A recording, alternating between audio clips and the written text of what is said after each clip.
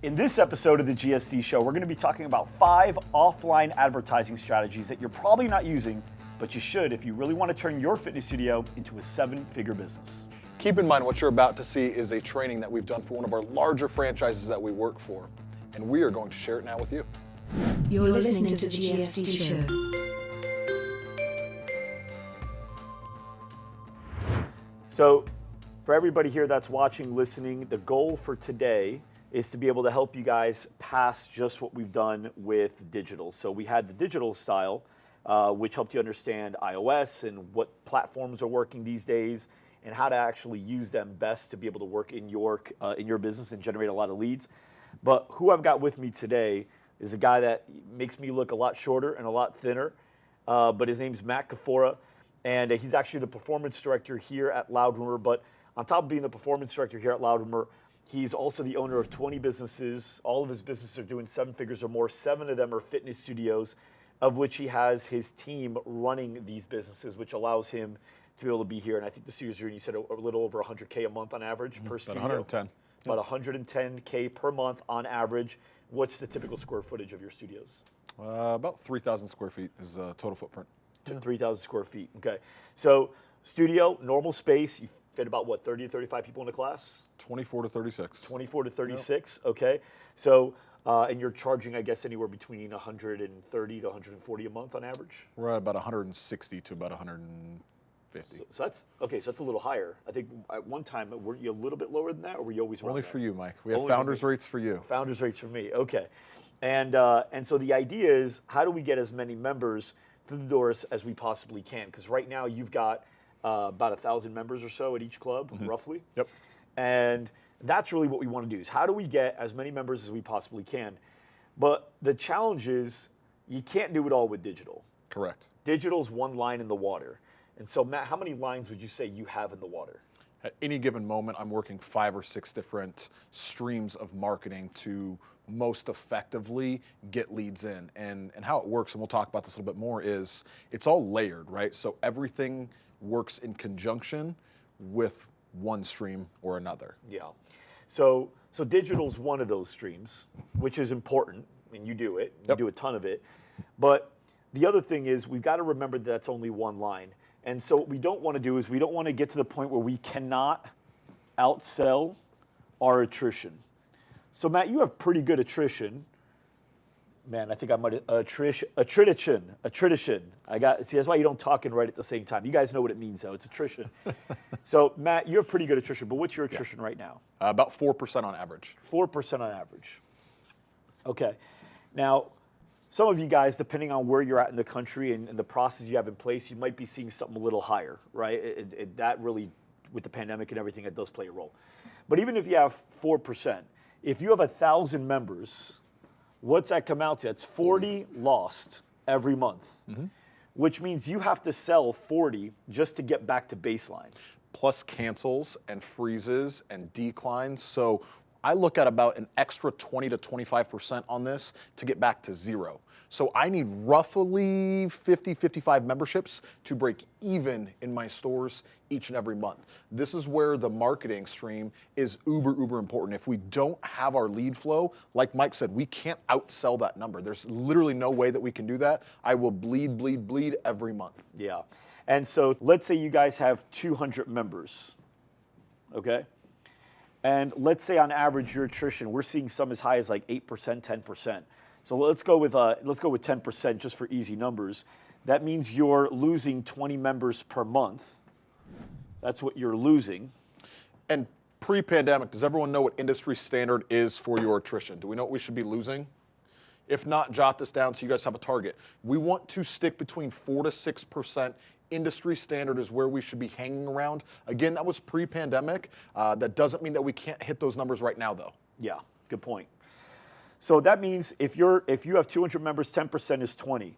Now, if your one line in the water, let's say, is digital ads, which keep in mind, guys, like a lot of people think I'm a marketing agency, so they hear me talk about this and they're like, man, he's really shooting himself in the foot. This is one of my lines too. The people that work with us and grow with us, they're doing like all the things that we do with them, including the stuff that we're talking about here. The people that come with us and then leave, they were just doing the one line. There's no, if you're just coming to us with the ads and say, hey, just run ads, you're literally getting a small fraction of what you'd be getting at a loud room. Or it's like going to the best restaurant and going, hey, their free bread was pretty good and their appetizers were good, and then walking away and going, did you have the steak? Nah, I didn't have the steak. Did you have the dessert? No. Did you have some of the sides? Not really. Did you have the surf and turf? No. So you literally just got the calamari and the bread, and that's it. You can get calamari and bread in a lot of places. Yeah, I know. So we really want to show you guys a lot of the stuff, and this talk's going to help a lot with that, which is really good. But if you're just running digital ads, and let's say you get 100 leads, which would be not a bad month, and let's say you're closing at 20%, which isn't a bad conversion rate on digital leads, well, then you're getting 20 members. Here's the problem. If you're losing 20 members and you're gaining 20 members, that right there is where you plateaued. It's done. You can't beat it anymore. You can't outsell your attrition. What Matt does is Matt has 3, 4, 5 other lines in the water that are each bringing him 10 to 15, 10 to 15, 10 to 15 members on a regular basis. So he doesn't count on this. What he also does is any sale he does make, he doesn't add it. He doesn't go, cool, I made a sale, let's get another lead in so I can see if I can make another sale. He multiplies it. So he'll take this person and he'll go ahead and get 3 more people, if not more, just from that person. And we're going to talk about his strategies for all this as well. So Matt, let's start breaking this down. Outside of digital, what would you say is one of the lines in your water that you're most excited about? One that if I said you can't have that line anymore, you'd be pretty disappointed. You have to really think hard about what you're going to do next. You know what? It's super antiquated. Anybody who's spent some time in the space or really any sales or marketing space is direct mail. I am a huge old school guy, huge fan of direct mail. So direct mail works really well long term and layered with other things. So what I mean by that, layered with other things, right? Direct mail without digital, direct mail without business to business, and some of the other strategies that we'll talk through here shortly, it is not going to be super effective. Direct mail, you need to run a minimum of a 90-day direct mail campaign. And it needs to be 90 days back to back to back, right? So 30, 30, 30, I need 3 months. Plan a quarter and go from there. Now, it doesn't mean your messaging can't change within those 90 days, but those 90 days need to be run concurrently right there, right? In those 90 days, it's not bad to go about having 3 different messagings. So if the first one is more of like a warm-up type message, still with a call to action on there. If the second one is a little bit more aggressive call to action, and the third one is more of a scarcity, you don't want to miss out, this offer is ending sort of call to action. But I really like the 3 different messages. What I'm looking for in these 90 days is I want anywhere between 5,000 and 10,000 direct mailers sent out. 5 to 10,000? 5 to 10,000. And I like to do that monthly. So it's 5 to 10,000 times 3, right? Okay. So I'm going 15 to 30,000 in total. There's a lot of different vendors that you can work with. Some have QR codes on there. Some have a different phone number on there. But that way you can actually track your leads. That's some of the processes and things that we have in our LRVT platform. But that's something very important. If you guys aren't part of our team program, I'll share with you very quickly. You want to source your leads, right? What we want to do is make sure that our ad spend is effective, right? So I want to know which marketing strategy, which of these lines in the water is actually yielding some result for us. So to kind of recap here, direct mail, 90 days, right? I want 90 days all the way through. 3 different messages is great. If it's 1 message, that's okay as well. But if you're going to go 3, again, kind of an intro warm-up with a call to action. Second one, another call to action. Third one is a little bit more of a scarcity, right? 5 to 10,000 sent out monthly, so 15 to 30 total. And key your mail pieces. You used a different phrasing, but keying it just so you could track which one's performing the best. Correct, yes. QR code, phone number, what have you. That way we want to track that. And in studio, you want to make sure your team is asking, great, how did you hear about us? What would you typically spend for something like this over the course of 3 months? That's going to run you somewhere between 5,000 and 7,000. You know, break that down monthly. It's truly not a huge spend. Like I said, this is done in conjunction with all of your other lines in the water. But I love this one because you are going to see some return on it. Now, marketing, how this works is it's always the last touch principle, especially in our space, right? So Mike may have driven by. He may have been served a digital ad. He may have also received a direct mailer, and then his friend told him about it as well. And then he's like, oh man, yeah, my friend told me about this, right? And that's how, when we're sourcing our lead, that's how you tell me, oh, here's how I found out about this. So really hard, oftentimes, oftentimes people don't walk in with a mailer and say, this is how I heard about you. So really our result on this, I'm looking for a 1 to 1.5% return. Super small numbers. I know that sounds painful to most. I want to do this in conjunction with everything else. You remove that, and it's a struggle for me. Any store that I've taken over, any business that I've truly helped turn around, this is one of the absolute first things that I do is drop direct mail. I want this in a 3 to 5 mile radius around my studio. Mm-hmm. So 1% is about 100 leads, but these are people that, and it's 100 to 150 if you do 1 to 1.5, but let's go low, 100 leads. But these aren't digital leads where they just easily opted in. They came in or they said, hey, I've got this. So it's a lot warmer. So out of these leads, you're probably converting what, 30 to 40? Probably about 34, yeah, 30%. Okay, so at 30%, you got 30 new members. And what do your 30 new members pay per month? About 160 bucks. Okay, what's that math come out to there? I'm not that great on the spot, but it looks like it's closer to 4,800. Yeah. $4,800. Okay, $4,800 in month 1. But I'm not done with that. Right. Right, because now I have my 30 members. I guess I'm jumping into a different line here, but I have my 30 members and we're talking referrals, right? So if you've heard Mike and I talk about the infinite return principle, right?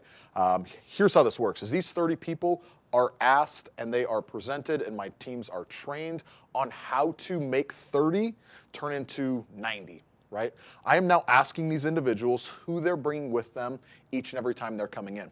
So Mike, here's the beauty of this, is I take my 30 memberships that I just sold, right, off of my 100 leads, and I'm now asking each of these individuals for 5 referrals, each one.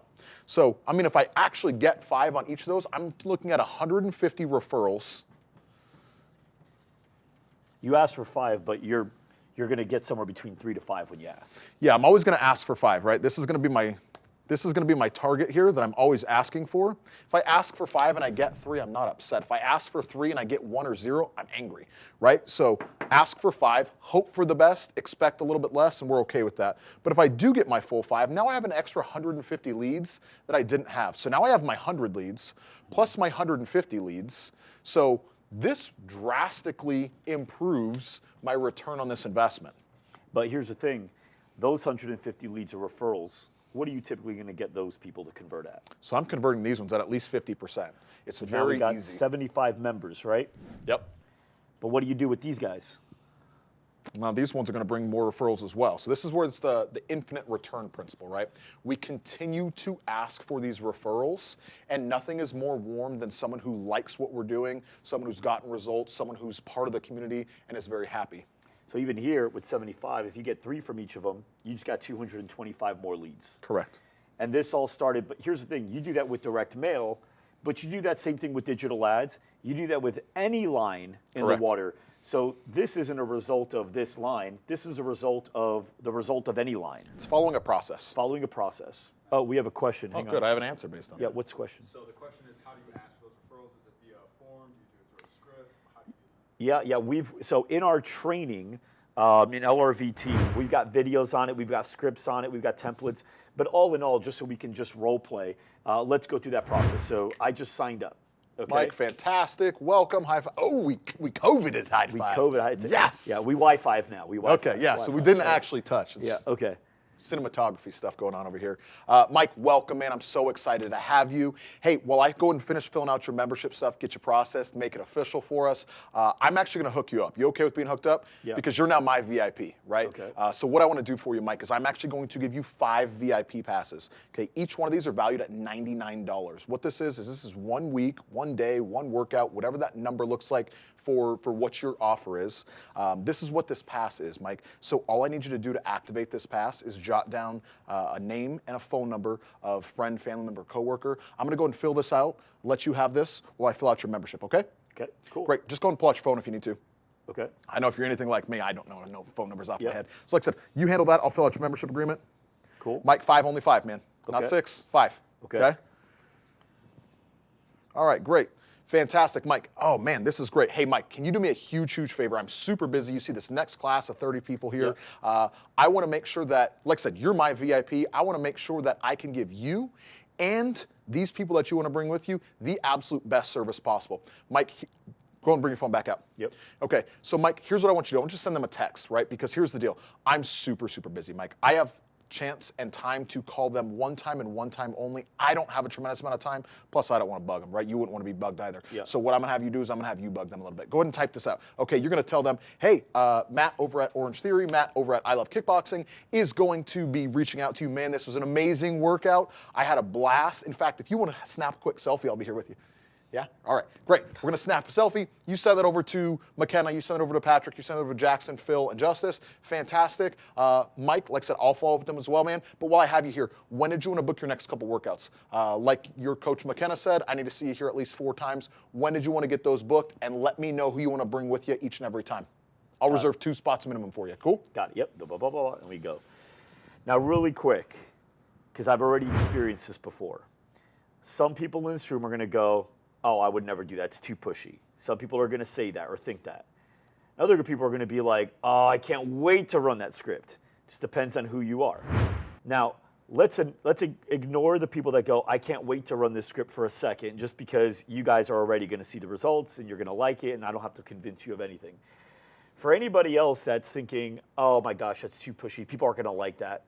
Matt, how many stores do you have? 7. And what are you ranked for 2 of them? Number 1 and number 4 out of 1,300. Okay, so that means that it works. I would say so. If it didn't work, how many members would you have?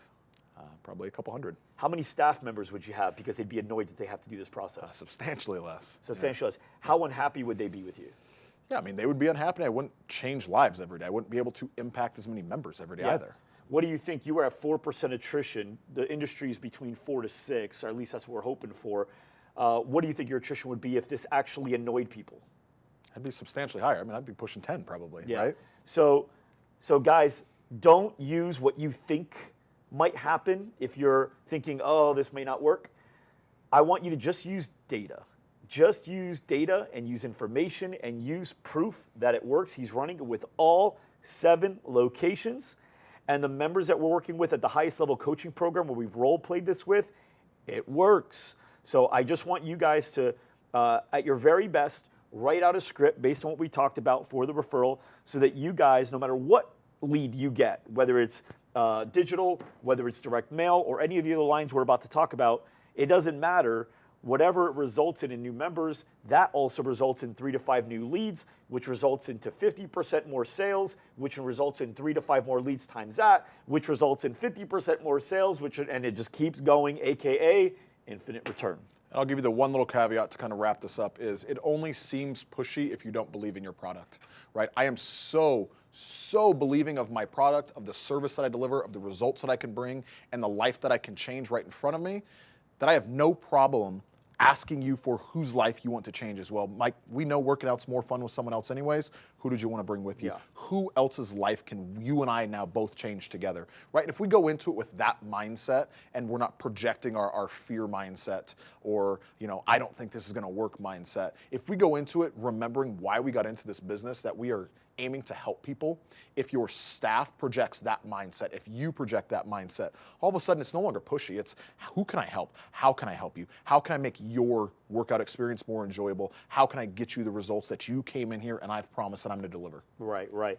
And one thing too that's important to remember too, when we role play just now, anybody that's a role player, like they actually role play, they know it's a process, they can role play a piece of a sales process and have all the context in their head. But if Matt just came into my studio randomly and I just said all that, it would be pushy. He would be annoyed. He would leave. My staff members would hate doing it. But you got to remember, this is already, Matt and I are already connected. I've heard about his goals. I already gave him a plan. We already got him signed up. He said, yeah, let's do it. He had a great workout. We probably laughed about 2-3 times already. So now you got to have that context in. And with that, and now you ask him, hey, who do you want to bring with you? The guy's like, yeah, man, I've got a few people. Actually, yeah, I actually was thinking I want to bring my brother. Like, you'll have people that already go, yeah, I was actually already thinking I got to get my brother in. I got to get my sister in. I got to get my wife in. So you'll be surprised that if you didn't ask, they were already thinking it, but they didn't say anything because they don't have a process. You have a process. Okay. So what you're saying, Mike, is a closed mouth never gets fed? Closed mouth never gets fed. That makes That's sense. right. All right, let's move on. Happened again. For those of you that follow, you know, I always write on my hands, and I have no idea how it happens. He's holding a blue marker, by the way. His hand is green. My hand's green. I don't even know how that makes sense. Okay, so next, line number 3. What else are you doing to drive in business, Matt? Yes, next strategy here is called business to business.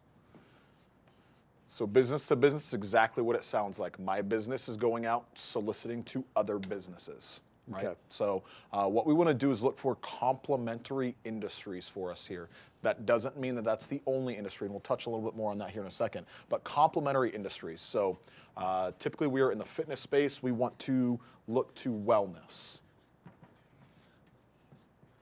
Okay, so wellness. Wellness could be anything from, you know, the juice bar down the street, which oftentimes we wouldn't think about that, right? Because that's not typically wellness, in our brains at least, but it 100% is. Someone who walks in there wants to detoxify and to cleanse, and they're not walking into McDonald's, they're walking into there for their smoothie. So whether that's your Jamba Juice or your Nectar Juice Bar or, you know, Kaleidoscope or whatever's in your area there. You know, looking something like a juice bar.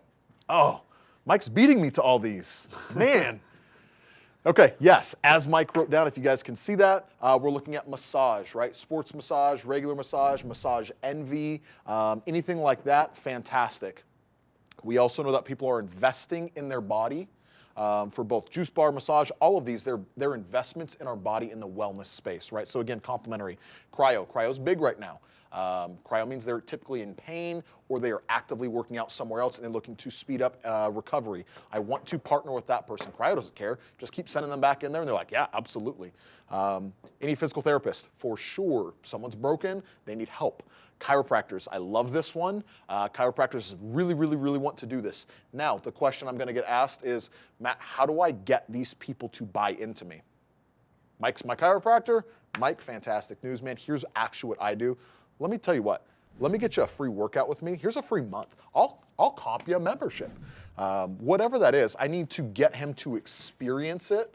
That way he can, you know, speak about it very, very well, and he can then back it. By the way, on that, guys, you can watch the GSD episode, save yourself a ton of hours, and I interviewed the author of the Pumpkin Plan on this process, on how to be able to build up your B2B network in order to drive business into your studio.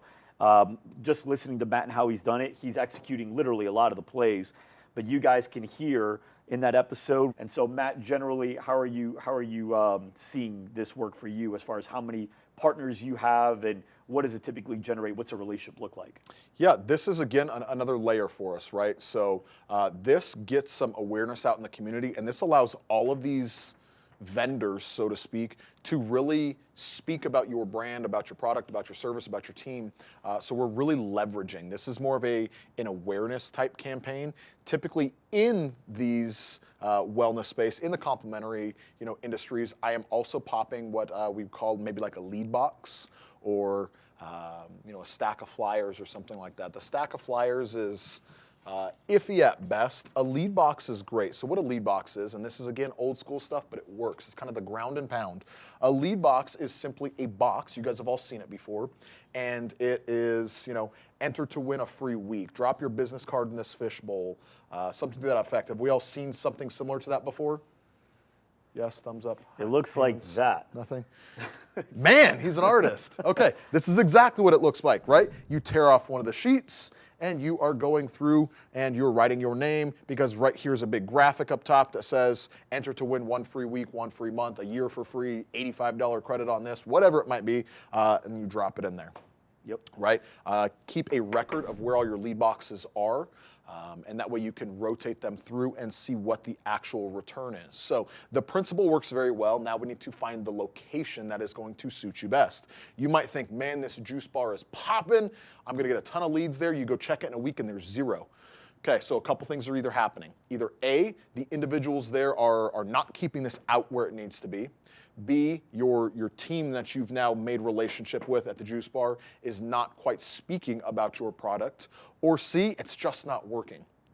So now we need to move it, right? The process works well. We just need to find where we're going for this. So wellness is fantastic. I also want to look to any sort of like restaurant type stuffs. There's been a lot of huge successes with Super Bowl time. Right, I know we're past Super Bowl, but I'll share with you guys this little tip and trick. Go find a mom and pop pizza place, right? You go in there and you slap a 1-week free flyer on every single pizza that goes out. And remember, this has to be a mutually beneficial relationship. You cannot simply walk in there and say, hey, can you put these in all your pizza boxes? Thanks, see you later. Right? That benefits them 0.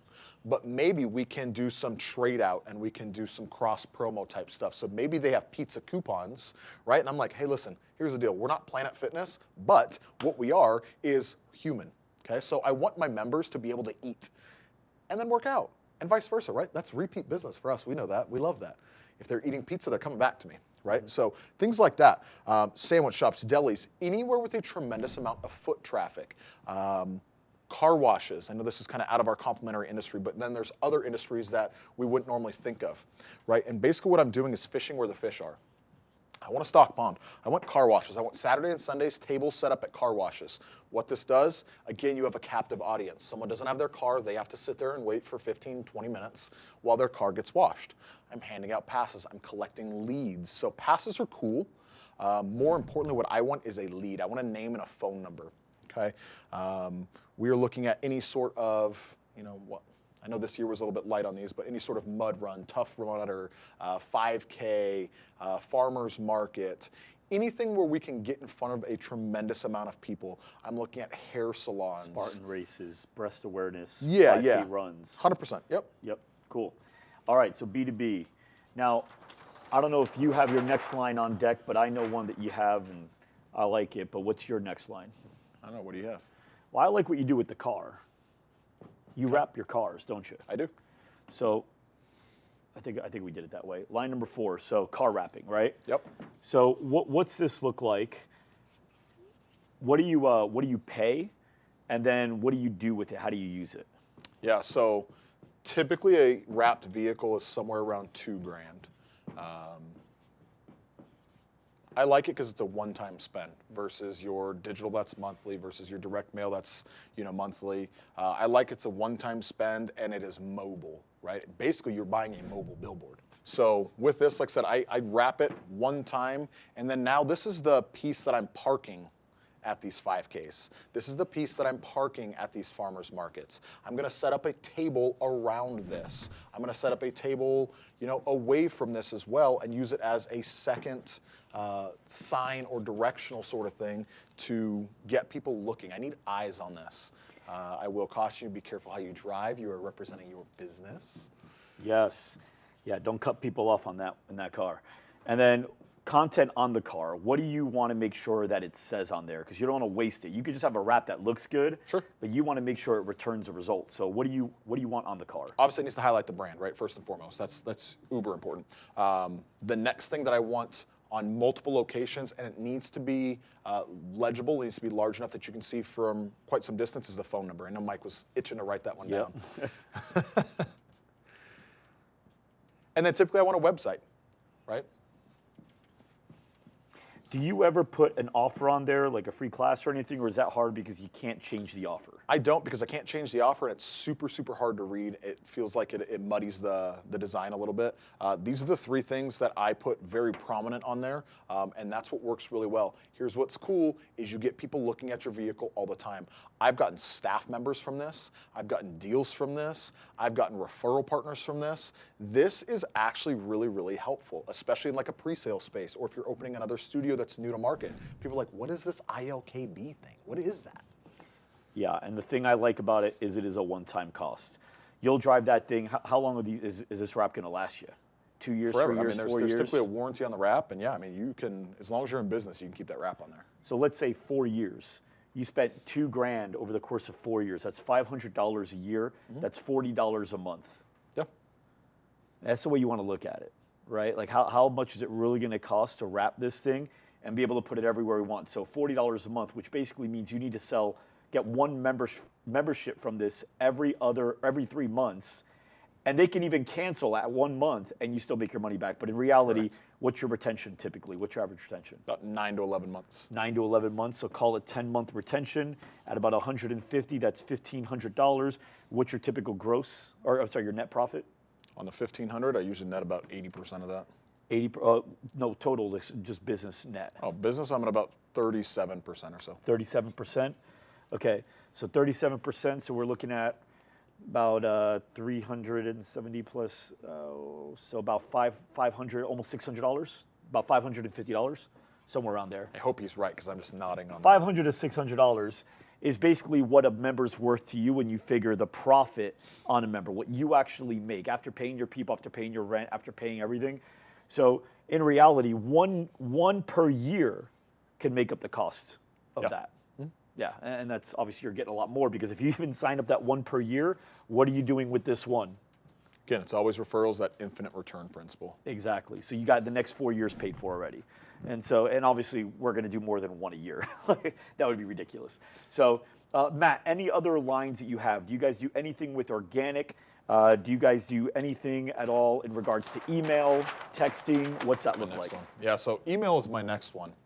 So oftentimes as business owners, we forget that our email list is nearly currency, right? And what I mean by that is, yes, we want to acquire members, we want them to pay us, and we want them to, start with us today, right?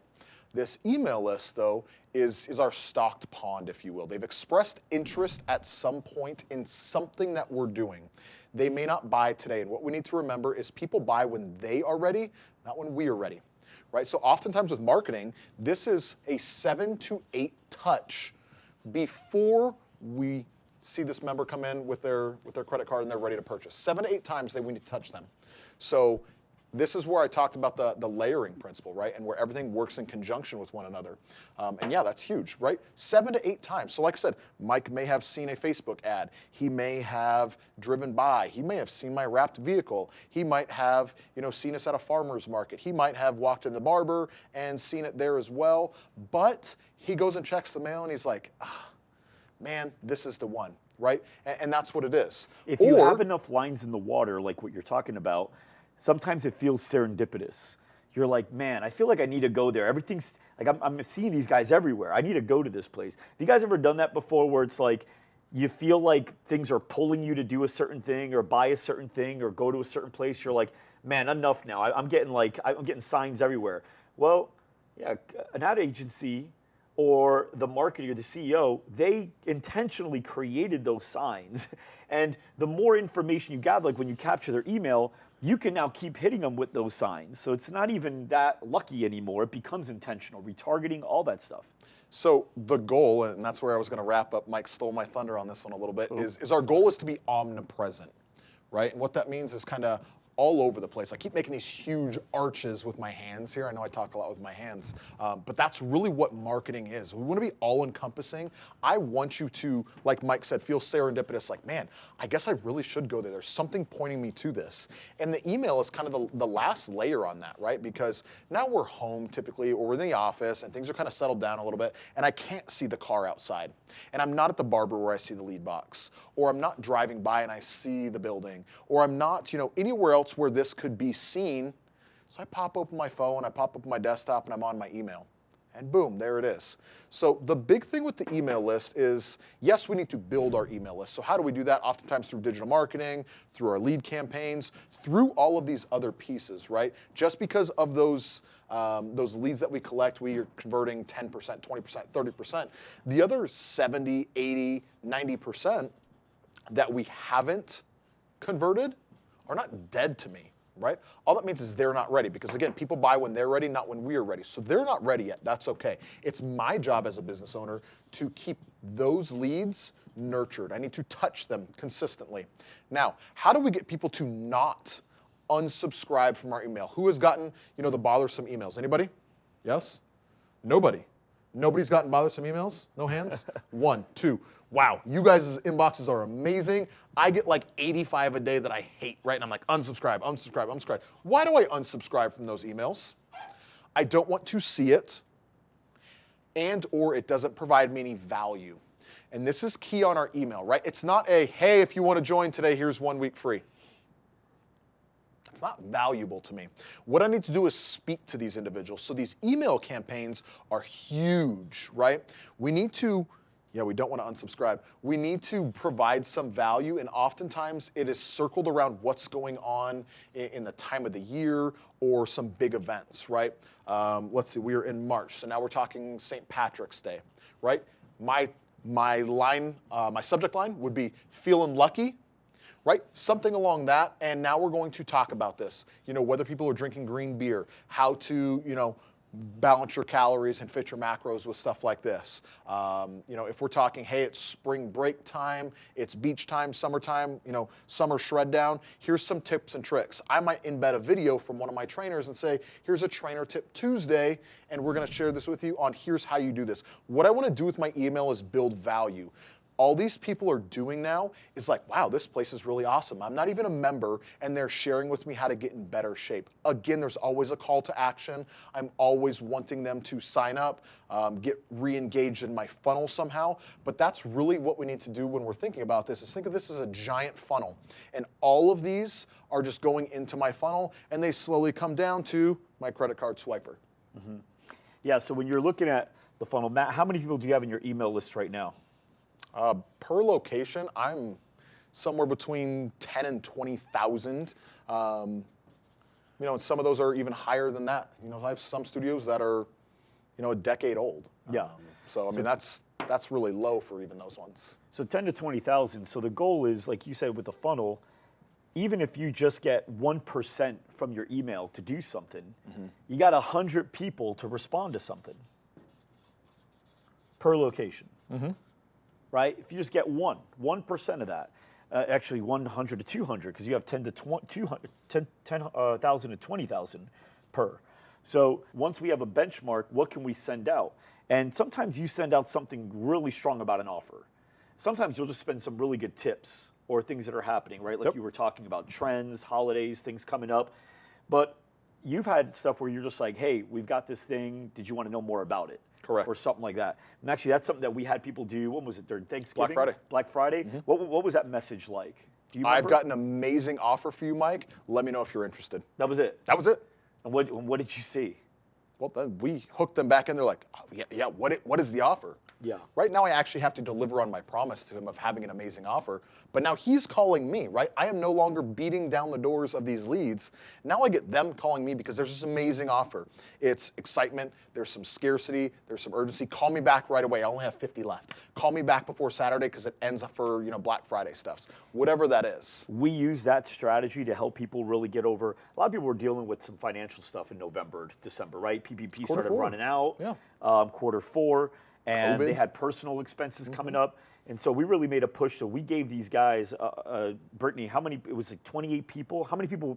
26, I think. 26 people went through that Black Friday thing, 26 different studios. And out of the 26 studios, what was the total revenue generated in the 3-day period?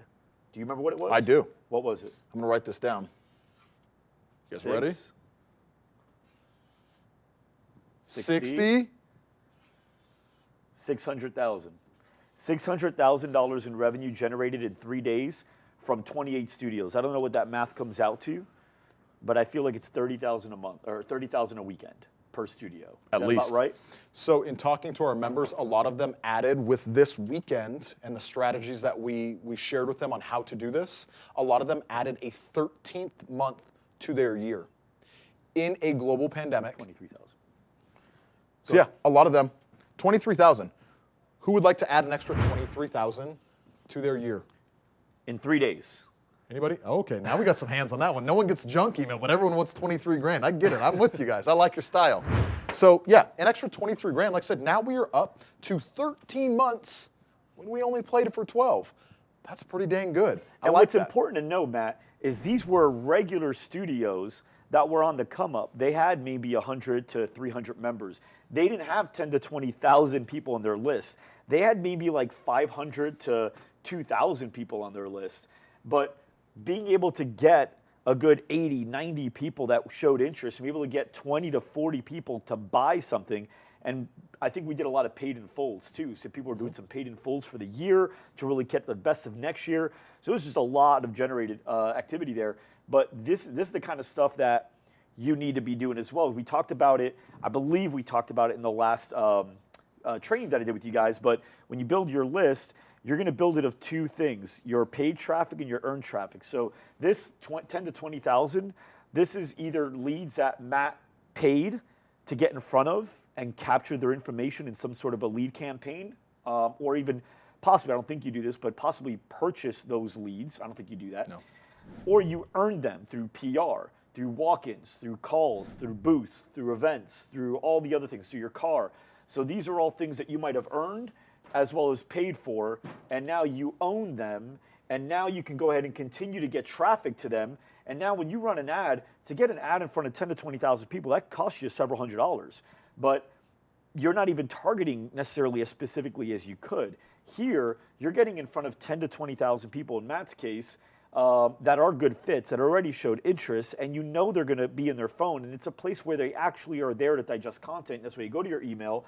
And so now if you get 100 leads from that, yeah, great, I already had those leads. Who cares? You weren't doing anything with them.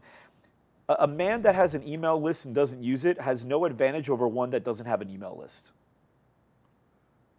Think about that, okay, for a little bit. That's important for you guys to remember. And understand 10 to 20,000 is low. I mean, this is what you should see based on a couple hundred member studio that's been in business for a short amount of time. I have studios that have been in business for a decade, and this is 10 times that. Mm-hmm.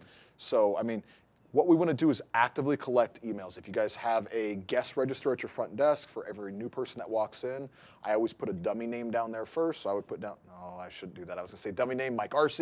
I'll put down a phone number. I'll put down a email, because people will always do the whole monkey see, monkey do thing, right? If they see that and they're like, oh, I want to jot down all my stuff too. I collect and compile all those. Anywhere we go for any sort of lead gen, I'm getting email.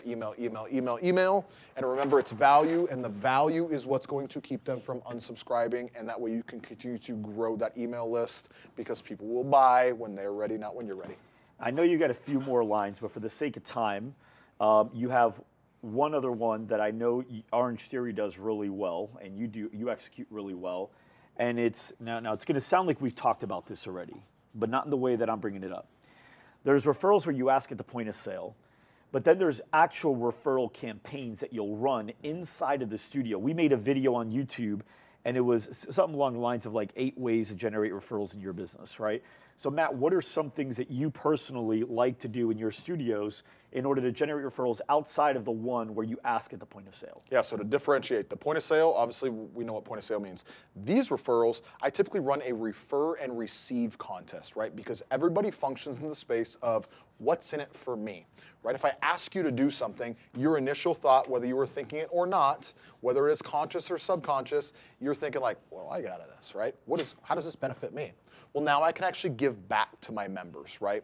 And this is where these refer and receive campaigns come in huge. Again, I make it themed around what's coming up, right? So it's starting to get warmer here in Arizona.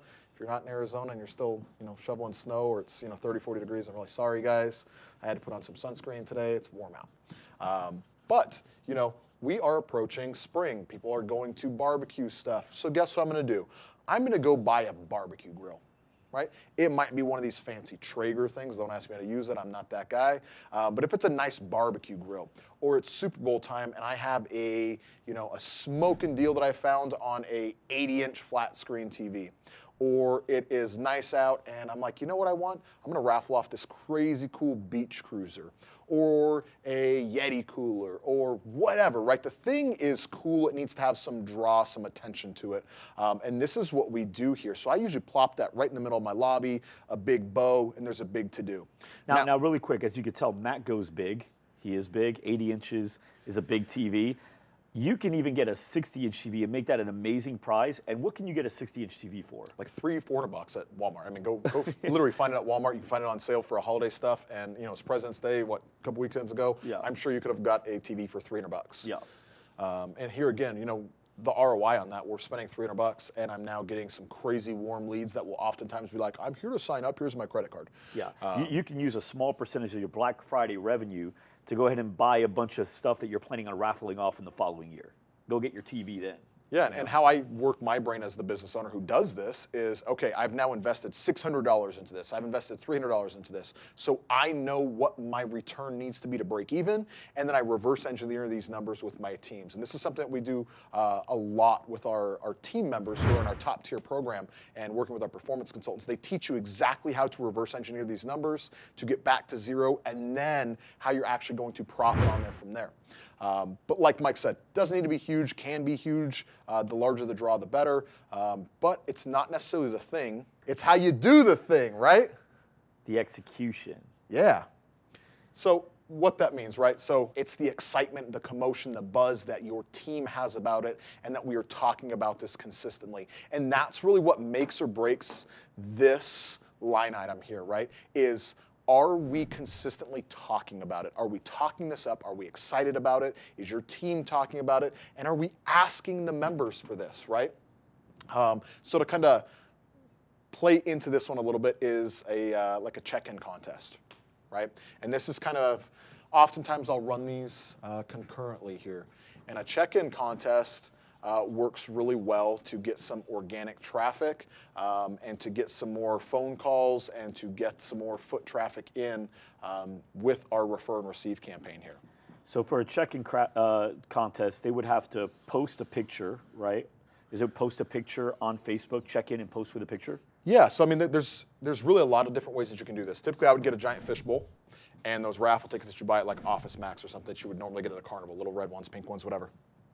And I would set some parameters and I'd say, okay, a check-in contest. Guys, you are now going to get 1 ticket for every time you check in. Again, you can alter this however you see fit. You are going to get 3 tickets if you check in and bring a friend. So now we have a total of 4 tickets, right? Okay.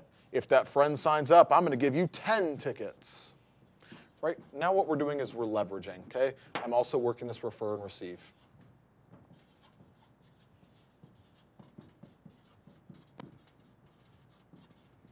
You know, and this is kind of how this looks. Now we're working in this fishbowl, and now we're leveraging all of our members. We have a couple hundred members in every location. I want these members to be excited. I want them to feel like they're getting something out of this. And now out of this raffle, I'm going to pull out a ticket, and now they win this 80-inch TV or Mike's 60-inch TV. I mean, I like big. Do you ever do just one prize? Or do you do like a small second or third place at all? I don't do participation awards, Mike. So it's first or last? Winners. First or last? Winners. Cool. All right, awesome. Guys, I want to open it up to you all for any type of questions that we have. Are you adding any of the leads to a custom audience for retargeting campaigns on Facebook? Yeah, so a really good strategy is take your email list and be able to add that to a custom audience on Facebook, which would then put it out on Instagram. It's I think on Google, is it called a similar to audience? Is that no? What's it called on Google? It's not called lookalike audience. They call it something else. Custom audience. They just call it. They don't have a name for it. Yeah. So on Google, you can do the same thing where you can upload a custom audience, and then you can do the same thing on Google Display Ads. You can do the same thing with YouTube ads because Google owns YouTube. So yes, that absolutely is a good strategy to do. You should be doing it. Good question, yeah. Yep. Good. We good? Yep. Cool. Sounds good. Thanks, guys. Awesome. Thank you. Bye, everyone. If you want to really know how to drastically increase sales with tested and proven methods, don't forget to check out my video here, 7 ways to drastically increase sales in your fitness studio. I break down step by step what to do, how to do it, and even provide you free scripts. We'll see you there.